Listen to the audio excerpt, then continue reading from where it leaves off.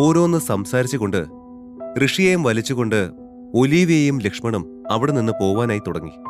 അതുവരെ അവരെ നോക്കി നിന്നിരുന്ന മീനാക്ഷിയും വിഷ്ണുവും അത് കണ്ട് പെട്ടെന്ന് ബോധം വന്ന പോലെ അവർക്ക് പിന്നാലെ ഓടി. Ma'am ma'am ma'am sorry, I am really sorry. തെറ്റ് ചെയ്തത് ഞാനാണ്. ആളറിയാതെ പറ്റിപ്പോയതാ. വേണമെന്ന് വെച്ചല്ല.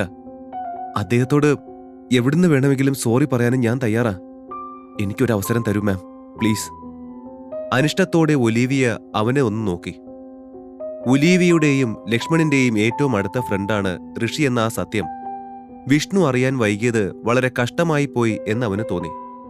ഏതെങ്കിലും വിധത്തിൽ അത് നേരത്തെ അറിഞ്ഞിരുന്നുവെങ്കിൽ ഒരിക്കലും ഇങ്ങനെ അവനോട് താൻ പെരുമാറില്ലായിരുന്നുവെന്നും വിഷ്ണു ഓർത്തു. വിഷ്ണുവിന്റെ ജോലിയാണ് പോയതെങ്കിലും അവനേക്കാൾ ആ സമയം ഞെട്ടിയത് മീനാക്ഷിയായിരുന്നു.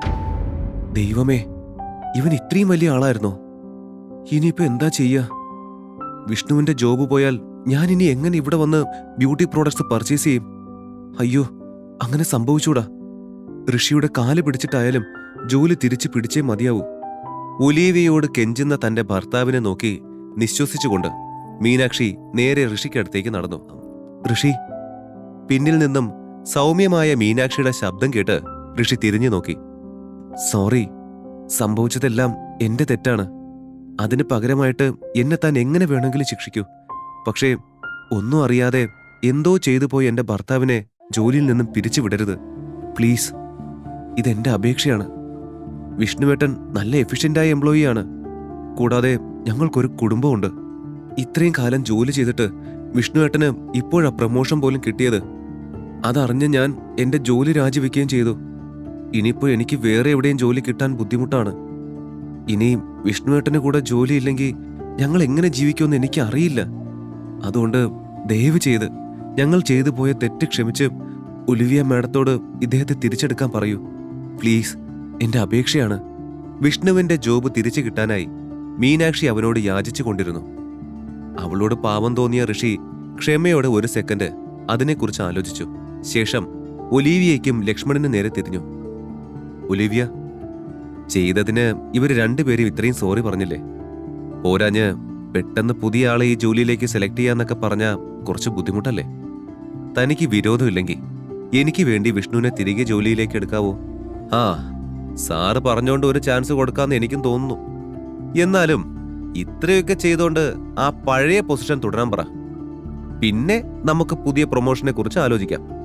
ഋഷി പറഞ്ഞത് ശരിവെക്കും പോലെ ലക്ഷ്മൺ പറഞ്ഞു. അവർ രണ്ടുപേരും പറയുന്നതിലും കാര്യമുണ്ടെന്ന് ഒലീവിയയ്ക്കും തോന്നി. ഒലീവിയയുടെ മുഖത്തെ ഭാവവ്യത്യാസം കണ്ട് വിഷ്ണുവും മീനാക്ഷിയും പ്രതീക്ഷയോടെ അവളെ നോക്കി. അപ്പോ വിഷ്ണു, ഋഷി പറഞ്ഞതുകൊണ്ട് മാത്രം ഞാൻ ഇത്തവണ തന്നോട് ക്ഷമിക്കുന്നു. തനിക്ക് വേണമെങ്കിൽ ആ പഴയ പൊസിഷനിൽ തുടരാം, അല്ലെങ്കിൽ feel free to leave. Olivia വിഷ്ണുവിനോട് പറഞ്ഞു. അത്ര നേരം ഭയത്തോടെ നിന്ന വിഷ്ണുവും മീനാക്ഷിയും അതിയായ സന്തോഷത്തോടെ പരസ്പരം നോക്കി. അയ്യോ മാഡം, അത് മതി. ഞാൻ ചെയ്ത തെറ്റിന് ക്ഷമിച്ചതിന് തന്നെ എങ്ങനെ നിങ്ങളോട് നന്ദി പറയണമെന്ന് എനിക്കറിയില്ല. Thank you so much. Thanks Rishi, thank you so much. ഈ സഹായം ഞാൻ ഒരിക്കലും മറക്കില്ല. മീനാക്ഷി അത് പറയുമ്പോൾ അവളുടെ മുഖത്തെ നന്ദി ഋഷിക്ക് കാണാമായിരുന്നു. ഋഷിൻ, ഇത് തീർപ്പായ സ്ഥിതിക്ക് നമുക്ക് പൊക്കൂടെ? ഒലീവിയ ഋഷിയെ നോക്കി ചോദിച്ചു. ആ, വൈ നോട്ട്, പോവാലോ. ഋഷി ഒലീവിയോട് മറുപടി പറഞ്ഞ് മുൻപിലേക്ക് വന്ന് ലക്ഷ്മണനും അവൾക്കുമൊപ്പം നടന്നു നീങ്ങി. 2 ദിവസം മുൻപേ വരെ തനിക്ക് മുൻപിലൂടെ കിച്ചണിലെ മുഷിഞ്ഞ വസ്ത്രവുമിട്ട് അടുക്കളയിൽ ജോലി ചെയ്ത് നടന്നിരുന്നവൻ അവന്റെ ഇപ്പോൾ ഒരു മുതലാളിയെ പോലെ ഗാംഭീര്യത്തോടെ തനിക്ക് മുന്നിലൂടെ നടന്നു നീങ്ങുന്നു. അതെല്ലാം കണ്ട മീനാക്ഷി അത്ഭുതത്തോടെ അവനെ നോക്കി നിന്നു. ഋഷിയുടെ ആ 2 സ്വഭാവങ്ങൾക്കും തമ്മിൽ വലിയ അന്തരമുണ്ട്. ആ കാര്യം ഓർത്ത മീനാക്ഷിക്ക് മൊത്തത്തിൽ വല്ലാത്ത അത്ഭുതം തോന്നുന്നുണ്ടായിരുന്നു. ശരിക്കും ഋഷി ആരാണ്? ഋഷി പോയ വഴിയെ നോക്കി മീനാക്ഷി സ്വയം ചോദിച്ചു. ശേഷം അവൾ തിരിഞ്ഞ് തന്റെ ഭർത്താവ് വിഷ്ണുവിനെ നോക്കി. നീ പറഞ്ഞത് കേട്ട് അയാളുടെ ദേഹത്ത് ഞാൻ ഇനിയും കൈവച്ചിരുന്നെങ്കിൽ എന്റെ കാര്യം എന്തായനെ? എന്റെ ജോബ് എന്തായനെ? അവളെ നോക്കി പല്ലുറുമിക്കൊണ്ട് അവൻ ചോദിച്ചു. തന്നെ കൊല്ലാനുള്ള ദേഷ്യത്തിൽ നിൽക്കുന്ന അവനോട് എന്തു മറുപടി പറയണമെന്ന് പോലും അറിയാതെ മീനാക്ഷി തറയിലേക്ക് നോക്കി നിന്നു. ഹോ, ഋഷി എന്നോട് ക്ഷമിച്ച് വിഷ്ണുവിന്റെ ജോലി തിരികെ കൊടുത്തില്ലായിരുന്നെങ്കിൽ അങ്ങേരെന്നെ കൊന്നേനെ. താങ്ക് ഗോഡ്, കാര്യമായി പ്രശ്നമൊന്നും വന്നില്ലല്ലോ. ദേഷ്യത്തോടെ അവിടെ നിന്നും പോകുന്ന വിഷ്ണുവിനെ നോക്കി മീനാക്ഷി സ്വയം പറഞ്ഞു. ലക്ഷ്മണും ഒലീവിയയും ഋഷിയെയും കൂട്ടി നേരെ പോയത് ആ ബിൽഡിംഗിൽ തന്നെയുള്ള ഒലീവിയയുടെ ഓഫീസ് റൂമിലേക്കായിരുന്നു. ഏറെ നാളുകൾക്ക് ശേഷം അവരെ കണ്ടയ എക്സൈറ്റ്മെന്റിൽ വാ തോരാതെ സംസാരിച്ചുകൊണ്ട് മുൻപിലേക്ക് നടക്കുകയായിരുന്നു ഋഷി. തന്നെ അവിടെ കാത്തിരുന്ന ആ സർപ്രൈസ് അറിയാതെ. എന്റെ ഒലീവിയ, എന്ത് രസാടോ തന്റെ ഈ ഓഫീസ് പുറത്തുനിന്ന് കാണാനായിട്ട്. ശോ, എനിക്ക് ഭയങ്കര ഇഷ്ടായി. ആ ബിൽഡിംഗിൽ ചുറ്റി കണ്ണോടിച്ചുകൊണ്ട് ഋഷി പറഞ്ഞു. അത് കേൾക്കെ അവന് പിന്നിലായി നടന്ന ഒലീവിയയും ലക്ഷ്മണും പരസ്പരം നോക്കി ചിരിച്ചു. ഐ വാ, ഈ വോളിലെ പെയിന്റിങ്സ് ഒക്കെ നല്ല രസമായിട്ടുണ്ടല്ലോ. ഓഫീസിനുള്ളിൽ കയറി അവിടത്തെ വോളിൽ തൂക്കിയ എക്സ്പെൻസീവായ പെയിന്റിങ്ങിലേക്ക് നോക്കി ഋഷി പറഞ്ഞു. ഓഹ്, അതിലെ ആ പയ്യൻ കാണാൻ എന്തൊരു ഹാൻസം ആണല്ലേ. പല ദൃശ്യങ്ങളുമുള്ള ആ പെയിന്റിങ്ങിലേക്ക് കൂടുതൽ ശ്രദ്ധിച്ച ഋഷി അതിലെ ഒരു പയ്യന്റെ സ്റ്റിൽ നോക്കി ചിരിയോടെ പറഞ്ഞു. പക്ഷേ ആ പെയിന്റിങ്ങിലെ പയ്യനേക്കാൾ കാണാൻ സുന്ദരൻ താങ്കളാണ് ബോസ്. പെട്ടെന്നാണ് പിന്നിൽ നിന്നും ആ ആൺ ശബ്ദം ഋഷി കേൾക്കുന്നത്. എവിടെയോ കേട്ടുമറന്ന ആ ശബ്ദം കേട്ട് സംശയത്തോടെ ഋഷി തിരിഞ്ഞു നോക്കി. ഹാ, താൻ പറഞ്ഞത് വളരെ കറക്റ്റാണ് അതിൽ. ശരിക്കും അന്നത്തെ പോലെ ഏതോ ദേവൻ വന്ന് മുമ്പിൽ നിൽക്കും പോലെയുണ്ട്. ഋഷിയെ നോക്കി നിന്ന് അവിടെ നിന്ന രണ്ടാമത്തെ ആൾ പറഞ്ഞു. ഹാ, റോഷ, അതിലെ ഇത് നിങ്ങളായിരുന്നോ? തനിക്ക് പിന്നിൽ നിന്നവരെ അമ്പരപ്പോടെ നോക്കി ഋഷി ചോദിച്ചു. ആ കാഴ്ചയെല്ലാം നോക്കി നിൽക്കുകയായിരുന്നു ഒലിവിയയും ലക്ഷ്മണും. വേഗം ഋഷി ആദിലിനെയും റോഷനെയും ഓടിപ്പോയി കെട്ടിപ്പിടിച്ചു.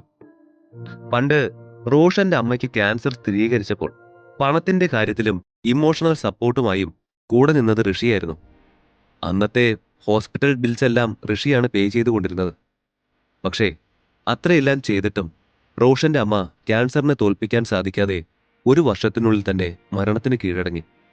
അന്ന് തകർന്നു പോയ റോഷന് ഒരു സഹോദരൻ എന്ന പോലെ ധൈര്യം നൽകി അവനെ പഴയ പോലെ എനർജറ്റിക് ആക്കിയത് ഋഷിയായിരുന്നു. അതുപോലെ സ്വന്തമായി ഒരു ബോഡി ഗാർഡിന്റെ സ്ഥാപനം തുടങ്ങാനുള്ള ആദിലിന്റെ സ്വപ്നത്തിന് വേണ്ടുന്ന പണം നൽകി അവനെ സപ്പോർട്ട് ചെയ്തതും ഋഷിയായിരുന്നു. മൊത്തത്തിൽ പറഞ്ഞാൽ അവിടെ അപ്പോൾ തനിക്ക് ചുറ്റുമുള്ള 4 പേരുടെയും ജീവിതം ഇപ്പോഴുള്ള രീതിയിലേക്ക് മാറ്റിയ വ്യക്തിയായിരുന്നു ഋഷി. ഋഷി സർ, നിങ്ങൾ ശരിക്കും എന്തിനാ മുത്തശ്ശൻ നിങ്ങളെ വീട്ടിൽ നിന്ന് പുറത്താക്കിയപ്പോ ഞങ്ങളോടൊന്നും ഒരു വാക്ക് പോലും പറയാതെ എങ്ങോട്ടോ പൊയ്ക്കളഞ്ഞത്? ഞങ്ങൾ നിങ്ങളെ എവിടെയൊക്കെ തിരഞ്ഞെന്ന് സാറിന് അറിയോ? എന്നിട്ടും സാറിനെ പറ്റി ഒരു സൂചന പോലും ഞങ്ങൾക്ക് കിട്ടിയില്ല. അതെങ്ങനെ? നിങ്ങളുടെ സോഷ്യൽ മീഡിയ അക്കൗണ്ട് പോലും ഡിലീറ്റ് ചെയ്തല്ലേ സാറ് പോയത്? റോഷൻ പരിഭവത്തോടെ പറഞ്ഞു. ഋഷി വേദനയോടെ അവനെ നോക്കിയൊന്ന് പുഞ്ചിരിച്ചു. ചിരിക്കാതെ സാർ, ഞങ്ങൾ നിങ്ങളെ തേടി അലഞ്ഞതിനൊന്നും ഒരു കയ്യും കണക്കുമില്ല. ഇപ്പോഴെങ്കിലും പറ സാർ, നിങ്ങൾ എവിടെയായിരുന്നു?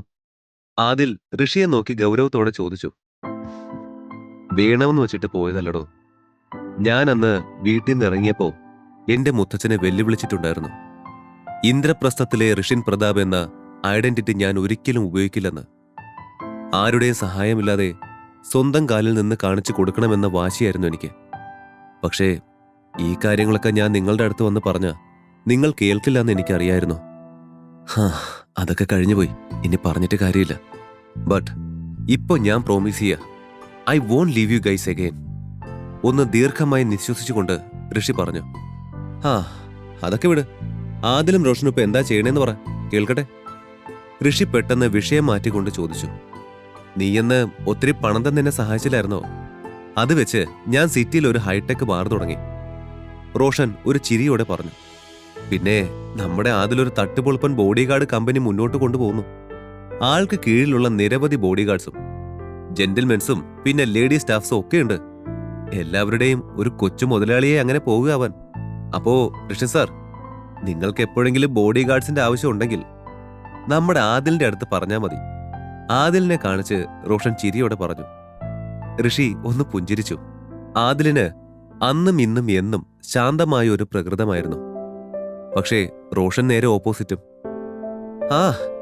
എന്റെ ഇപ്പോഴത്തെ സാഹചര്യം വെച്ച് നോക്കുമ്പോ എത്രയും വേഗം ഞാൻ നിങ്ങളെ വിളിക്കുമെന്ന് എനിക്ക് തോന്നുന്നു. ഋഷി വല്ലാത്തൊരു ചിരിയോടെ പറഞ്ഞു. അതിനെന്താ, സാർ ഇപ്പൊ വിളിച്ചാലും ഞങ്ങൾ കൂടെ വരാൻ റെഡിയാണ്. ആദിൽ പെട്ടെന്ന് മറുപടി പറഞ്ഞു. ആഹാ, എന്തൊരു സ്പിരിറ്റ്! തനിക്കപ്പോ പെട്ടെന്ന് സംസാരിക്കാനൊക്കെ അറിയാലേ? ഋഷി അതും നോക്കി പറഞ്ഞ് ആദിലിനെ നോക്കി ചിരിച്ചു. ബാക്കി 3 അവന്റെ കൂടെ കൂടി ചിരിച്ചു. അങ്ങനെ അല്പസമയത്തിനുള്ളിൽ തന്നെ ആ ഓഫീസിലാകെ അവരുടെ എല്ലാം ചിരിയും തമാശകളും നിറഞ്ഞു. ഋഷിയുടെ ജീവിതം മുഴുവനായി തന്നെ അറിയാം ഇനി പോക്കറ്റ് എഫ് എമ്മിലൂടെ.